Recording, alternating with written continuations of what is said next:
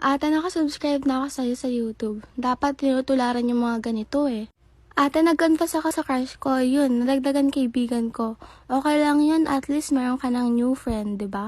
Ate, bakit tumatalo ng palaka? Bakit mo sa akin tinatanong? Mukha ba akong palaka? Ate, kapag napansin mo to, lilipad ako. Sige nga, patingin nga ng lipad mo. Ate, naka-move on na ako. Naka-move on? Talaga ba? Bakit nagbabackread ka pa rin sa convo nyo? Ate, ano na yun ang Roblox nyo? Ito username ko. I-follow nyo na lang para maka-join kayo sa akin kapag naglalaro ako. Paano maglagay ng emoji? Ate, what if umamin na ako sa crush ko? What if madagdagan yung kaibigan mo pag ginawa mo yan? Anong chismis, V?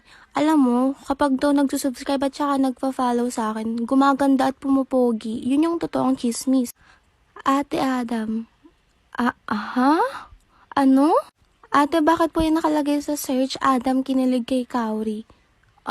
Tigilan nyo na nga yan. Join na kayo sa Discord.